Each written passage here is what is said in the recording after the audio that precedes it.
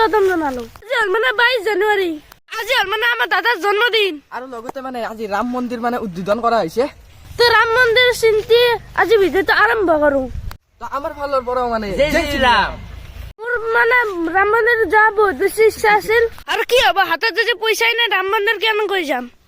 আৰু পইচাৰ অসুবিধাৰ কাৰণে মই ৰাম মন্দিৰ যাব নোৱাৰিলো, মানে পইচা নহ'লে একোৱে কাম নহয়। তো আজি মানে ৰাতিপুৱা উঠিকে মোবাইলটো চালো, মোবাইলটো চোৱাৰ পিছত হোৱাটছএপত মানে ৰাম মন্দিৰৰ ষ্টেটাছ ফালি আছে সকলোৱে। ৰাম মন্দিৰটো বনাইছে অযোধ্যাত, আৰু য'ত মানে ৰামৰ জন্ম হৈছিল, আৰু আপোনালোকে সকলোৱে জানে। আৰু মোৰ মানে ৰাম মন্দিৰ যাব ইচ্ছা আছে, আৰু কেতিয়াবা নিশ্চয় যাম।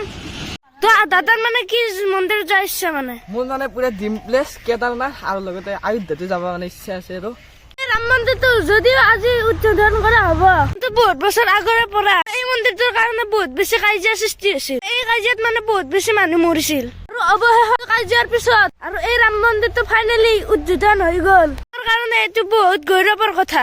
গতিকে কমেণ্টত জয় শ্ৰীৰাম বুলি লিখি দিব। আৰু এই কাজিয়াখন 1-2 বছৰৰ কাজিয়া নহয়, 5-6 বছৰৰ পৰা লাগি থকা এইখন কাজিয়া। ফাইনেলি সেই কাজিয়াখন চেজ হৈ পিনে 2024 22 জানুৱাৰী অৰ্থাৎ আজি ফাইনেলি ৰাম মন্দিৰটো উদ্বোধন হৈ গ'ল।